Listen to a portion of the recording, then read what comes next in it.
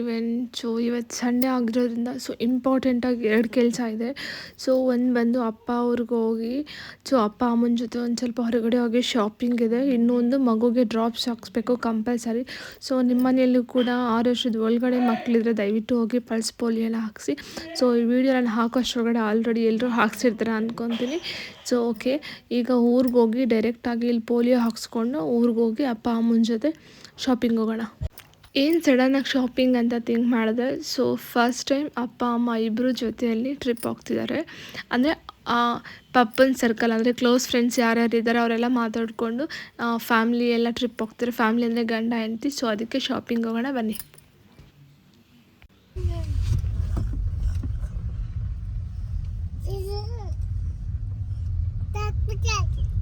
ಏನೋ ತಾತ ಇವತ್ತು ಏನಾಗ್ತಾರೆ ನಿಂಗೆ? ಇವತ್ತು ಏನಾಗ್ತಾರಮ್ಮ? ನಮ್ಮ ಮಗ ಗೊತ್ತ.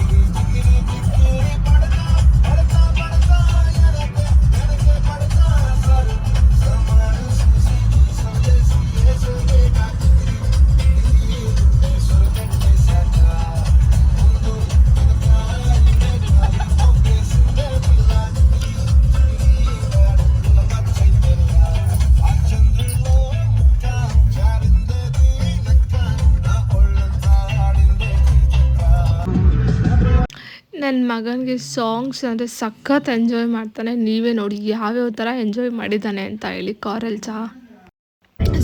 ಸರಿ ಅಂತ ಹೇಳಿ ಹಾಗೆ ಅವನಿಗೆ ಪಲ್ಸ್ ಪೋಲಿಯೋ ಕೂಡ ಹಾಕ್ಸ್ಕೊಂಡು ಇನ್ನೇನು ಊರಿಗೆ ಕೂಡ ಬಂದ್ವಿ. ಊರಲ್ಲಿ ನಮ್ಮ ಆಂಜನೇಯ ಬರ್ತಾನೆ ಕಾಣ್ತಾನೆ. ಆಂಜನೇಯಕ್ಕೆ ಒಂದು ನಮಸ್ಕಾರ ಹಾಕ್ಕೊಂಡು ಒಳಗಡೆ ಇಳ್ದು ಹೋಗಲಿಲ್ಲ, ಬಿಕಾಸ್ ಸಂಡೇ ಆಗಿದೆ, ನಾನ್ ವೆಜ್ ತಿಂದಿದ್ವಿ. ಒಳಗಡೆ ಹೋಗಲಿಲ್ಲ. ಹಾಗೆ ಒಂದು ಹೊರಗಡೆಯಿಂದನೇ ನಮಸ್ಕಾರ ಹಾಕ್ಕೊಂಡು ಮನೆ ಹತ್ರ ಹೋದ್ವಿ. ಮನೆ ಹತ್ರ ಹೋದಾಗ ಪಾಪ ಮಾರ್ನಿಂಗ್ ಬ್ರೇಕ್ಫಾಸ್ಟ್ ಮಾಡಿದ್ರಂತೆ ಅಮ್ಮ, ಬಿರಿಯಾನಿ ಏನೋ ಮಾಡಿದ್ರಂತೆ, ತಿಂದು ಮಲಗಿದ್ರು. ನಮಗೆ ಮಧ್ಯಾಹ್ನಕ್ಕೆ ಸೂಪ್ ಮಾಡಿ ಮತ್ತು ಮಟನ್ ತಲೆ ಕರ್ಕಾಲು ಅಂತಾರೆ, ಅದನ್ನು ಮಾಡಿ ರೆಡಿ ಮಾಡಿ ಮಾಡ್ಕೊಂಡಿದ್ರು. ನಾನು ಹೋಗ್ತಾನೆ ಅಮ್ಮ ನಾನ್ ವೆಜ್ ಮಾತ್ರ ಅಲ್ಟಿಮೇಟಾಗಿ ಮಾಡ್ತಾರೆ. ಸರಿ ಅಂತ ತುಂಬ ಸ್ಪೈಸಿಯಾಗಿತ್ತು, ತುಟಿ ಎಲ್ಲ ಉರಿತಿತ್ತು, ಅಷ್ಟೊಂದು ಸ್ಪೈಸಿಯಾಗಿ ಮಾಡಿದರು ಅಮ್ಮ. ಬಟ್ ಸೂಪ್ ಅಂದರೆ ಅಷ್ಟು ಮಾತ್ರ ಇರಲೇಬೇಕು. ಅದನ್ನು ಕುಡ್ಕೊಂಡು ಹಾಗೆ ನಮ್ಮೂರಲ್ಲೇ ಒಂದು ಸ್ವಲ್ಪ ವರ್ಷಗಳಿಂದ ಇದ್ದರು. ಈಗ ಒಂದು 7-8 ವರ್ಷದಿಂದ ಬೇರೆ ಊರಲ್ಲಿ ಹೋಗಿ ಸೆಟಲ್ ಆಗಿದ್ದಾರೆ. ಅವ್ರು ಸಡನ್ನಾಗಿ ಮನೆಗೆ ಬಂದರು. ಅವ್ರಿಗೂ ಕೂಡ ಟೀ ಎಲ್ಲ ಇಟ್ಕೊಟ್ಟು ಒಂದು ಸ್ವಲ್ಪ ಹೊತ್ತು ಇಲ್ಲೇ ಇದ್ದವರಲ್ವ, ಊರಿನಲ್ಲಿ ಇದ್ದೋದ್ರಲ್ಲ, ಸ್ವಲ್ಪ ಜಾಸ್ತಿ ಹೊತ್ತು ಮಾತಾಡ್ಕೊಂಡು ಕೂತಿದ್ರು. ಸರಿ ಅಂತ ಹೇಳಿ ಅವ್ರಿಗೆಲ್ಲ ಟೀ ಮಾಡಿಕೊಟ್ಟು ನೆಕ್ಸ್ಟ್ ನಾವು ಹೊರಡ್ಬೇಕಂತ ರೆಡಿ ಆದಾಗ 4:30 ಏನಾಗಿತ್ತು. ಆಗ ಸಂಜೆ ಟೀ ಬೇಕೇ ಬೇಕು ಅಂತಂದರು. ಆಬ್ವಿಯಸ್ಲಿ ಚಳಿಗಾಲ ಅಲ್ವಾ, ಏನು ಮಾಡೋದಕ್ಕಾಗಲ್ಲ, ಟೀ ಕೇಳ್ತಾರೆ. ಆಗ ಇನ್ನೊಂದ್ಸಲಿ ಟೀ ಇಟ್ಟು ಎಲ್ರಿಗೂ ಕೊಟ್ಟು ನಾವು ಕೂಡ ಹೊರಡಬೇಕಾದಾಗ ಮುಂದೆ ಒಬ್ಬ ಹಿಂದೆ ಒಬ್ಬ ತಲೆ ತಿಂತಿದ್ರು ಅಂದರೆ ಅಷ್ಟಿಷ್ಟು ತಲೆ ತಿಂದಿಲ್ಲ. ಎಷ್ಟು ಕ್ವಶನ್ಸ್ ಕೇಳ್ತಾರೆ ದೇವರೇ. ನಮ್ಮ ಪಪ್ಪನಿಗಾದ್ರೂ ಮಾತಾಡಬೇಡ ನೀನು ಸುಮ್ಮನೆ ಇರೋ ಅಂತ ಹೇಳ್ತಿದ್ರು. ಅಷ್ಟು ಮಾತಾಡ್ತಿದ್ದ ಹಿಂದೆ ಕೂತ್ಕೊಂಡು ಇವನು. ಮುಂದೆ ಅವನಾದರೆ ನಮ್ಮ ಪಪ್ಪನ ಹತ್ರ ಕೂತ್ಕೊಂಡು ಅದು ಎಳೆಯೋದು ಇದು ಎಳೆಯೋದು ಮಾಡ್ತಿದ್ರು. ನನ್ನ ಹಸ್ಬೆಂಡ್ ಅವ್ರ ಪಾಡಿಗೆ ಅವ್ರು ಡ್ರೈವ್ ಮಾಡ್ತಿದ್ರು. ನಮ್ಮ ಅಮ್ಮನಿಗೆ ನನಗೆ ಹಿಂದೆ ಕೂತ್ಕೊಂಡು ತಲೆ ಒಂದೇ ಸಮ ತಿಂತಿದ್ದ ಅಂತಲೇ ಹೇಳ್ಬೋದು. ಇದೇನು ಅದೇನು ಏನೇನೋ ಕಿತ್ತೋಗಿರೋದು, ಮಾಮ ಕಿತ್ತಾಕಿರೋದು, ತುಂಬ ಸ್ಪೀಡಾಗಿ ಓಡಿಸ್ತಾನೆ ಅಂತ ಹೇಳಿ ಅವ್ರ ಮಾಮನ ಮೇಲೆ ಒಂದಷ್ಟು ಏನು ಇಲ್ಲಿ ನಾವು ಅಮ್ಮನಿಗೆಲ್ಲ ದೂರಗಳು ಹೇಳ್ಕೊಂಡು ಬಂತು ಖುಷಿ ಕೋಲ ಚಿಟ್ಟಿ ತಿಳ್ದಾಗ್ತಾನೆ.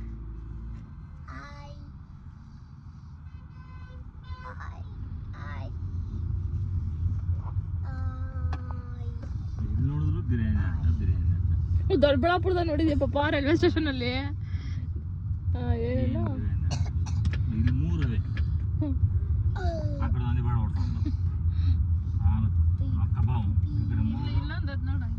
ವಿಷ್ಣು ಚಾಟ್ಸ್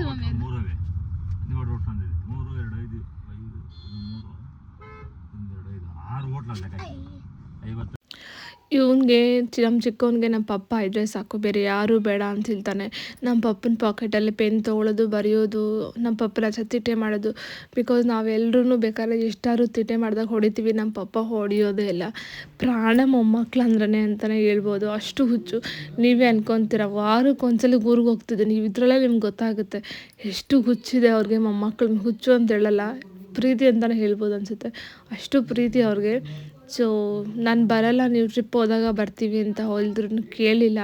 ಇಲ್ಲ ಮಟನ್ ತಂದಿದ್ದೀನಿ, ನೀನು ಸ್ಟ್ರಾಂಗ್ ಆಗ್ತೀಯ, ಹುಡುಗರು ಸ್ಟ್ರಾಂಗ್ ಆಗ್ತಾರೆ, ಬಾ ಬಾ ಅಂತ ಹೇಳಿ ಕರೆಸ್ಕೊಂಡು, ಇನ್ನು ಸ್ವಲ್ಪ ಶಾಪಿಂಗ್ ಇದೆ ಹೋಗೋಣ ಬಾ ಅಂತೇಳಿ ಕರೆಸ್ಕೊಂಡ್ರು. ಸೊ ಎಲ್ಲಿಗೆ ಹೋಗ್ತಿದ್ದಾರೆ, ಏನಿಗೆ ಹೋಗ್ತಿದ್ದಾರೆ ಅಂತೆಲ್ಲ ಆಮೇಲೆ ಹೇಳ್ತೀನಿ. ಡಿಮಾರ್ಟಲ್ಲಿ ಒಂದು ಸ್ವಲ್ಪ ಮನೆಗೆ ಬೇಕಾಗಿರೋ ಐಟಮ್ಸು ಎಲ್ಲ ತೊಗೊಂಡ್ರು. ಕ್ಲೋತ್ಸ್ ಆಲ್ಮೋಸ್ಟ್ ಶಾಪಿಂಗ್ ಮುಗ್ದಿದೆ. ನಮ್ಮ ಪಪ್ಪನಿಗೆ ಮಾತ್ರ ನನ್ನ ತಮ್ಮ ಬೆಂಗಳೂರಿಗೆ ಹೋಗಿದ್ದ, ಬಟ್ ಅಮ್ಮ ಸ್ಯಾರಿನೇ ವೇರ್ ಮಾಡ್ತಿದ್ದಾರೆ. ಸೊ ಸ್ಯಾರೀಸ್ ಒಂದು ತೊಗೊಂಡು ಅಮ್ಮ ಆಲ್ರೆಡಿ ಸ್ಟಿಚಿಂಗ್ ಎಲ್ಲ ಕೊಟ್ಟು ಸ್ಟಿಚಿಂಗ್ ಎಲ್ಲ ಮುಗಿಸ್ಕೊಂಡು ಆಲ್ರೆಡಿ ಅಮ್ಮ ಪ್ಯಾಕ್ ಮಾಡ್ಕೊಂಡಿದ್ದಾರೆ. ಸೊ ಅಮ್ಮನ ಜೊತೆ ಹೋಗೋರು ಬೇರೆಯವರೆಲ್ಲ ಡ್ರೆಸ್ಸಸ್ಸು ಜೀನ್ಸು ಹಾಕ್ತಿದ್ದಾರೆ, ಬಟ್ ಅಮ್ಮನಿಗೆ ಅದೆಲ್ಲ ರೂಢಿನೇ ಇಲ್ಲ. ಅಮ್ಮಂಗೆ ನಾವು ಆ ಥರ ಡ್ರೆಸ್ಸಲ್ಲಿ ಇಮ್ಯಾಜಿನ್ ಮಾಡ್ಕೊಳ್ಳೋಕ್ಕೂ ಆಗೋಲ್ಲ, ಬಿಕಾಸ್ ನಾವು ಅವತ್ತಿಂದಲೂ ಸ್ಯಾರಿಯಲ್ಲಿ ನೋಡಿದೆ. ಅಮ್ಮ ಕಂಫರ್ಟಬಲ್ ಆಗಿರೋದು ಸ್ಯಾರಿ, ಸೊ ಸ್ಯಾರಿನೂ ಹಾಕೋ ಅಂತ ಹೇಳಿದ್ದೀವಿ. ಸೊ ಅಪ್ಪನಿಗೆ ಇದು ಇಂಟರ್ನ್ಯಾಷನಲ್ ಸೆಕೆಂಡ್ ಟ್ರಿಪ್, ಬಟ್ ಅಮ್ಮನಿಗೆ ಇದು ಫಸ್ಟ್ ಟ್ರಿಪ್. ಬಟ್ ಫ್ಲೈಟಲ್ಲೆಲ್ಲ ಓಡಾಡಿದ್ದಾರೆ, ಇದು ಸೆಕೆಂಡ್ ಟ್ರಿಪ್ ಅಮ್ಮ ಹೋಗ್ತಿರೋದು. ಬಟ್ ಫಸ್ಟ್ ಟ್ರಿಪ್ ಇಂಟರ್ನ್ಯಾಷನಲ್ ಹೋಗ್ತಿದ್ದಾರೆ. ತುಂಬ ಅವ್ರಿಗಿಂತ ಎಕ್ಸಿಟೆಡ್ ನಾನು ನನ್ನ ತಮ್ಮನೇ ಇದ್ದೀವಿ, ಹೆಂಗೆ ಹೋಗಿ ಬರ್ತಾರೆ ಏನು ಎತ್ತ ಅಂತ. ಸೊ ಅಮ್ಮನಿಗೊಂದು ಸ್ವಲ್ಪ ಫ್ಯಾನ್ಸಿ ಸ್ಟೋರಲ್ಲಿ ಒಂದಷ್ಟು ತೊಗೊಳ್ಬೇಕಿತ್ತು ಸರಿ ಅಂತ ಹೇಳಿ ಅದನ್ನೆಲ್ಲ ತೊಗೊಂಡು, ಅಪ್ಪಗೂ ಒಂದು ಸ್ವಲ್ಪ ಐಟಮ್ಸ್ ಬೇಕಿತ್ತು, ಅದನ್ನು ಎಲ್ಲ ತೊಗೊಂಡು ಮೇನ್ ಏನು ಕ್ಲೋತ್ಸ್ ಬೇಕು ಎಲ್ಲ ನನ್ನ ತಮ್ಮ ನಮ್ಮ ಪಪ್ಪನಿಗೆ ನಮ್ಮಮ್ಮ ಆಲ್ರೆಡಿ ಪರ್ಚೇಸ್ ಮಾಡಾಕಿದ್ದಾರೆ. ಸಿಂಪಲ್ ಬೇಕಲ್ಲ, ಕರ್ಚೀಫು ಟವಲ್ಲು ಈ ಥರದ್ದೆಲ್ಲ ಏನೇನು ಇರುತ್ತಲ್ವ.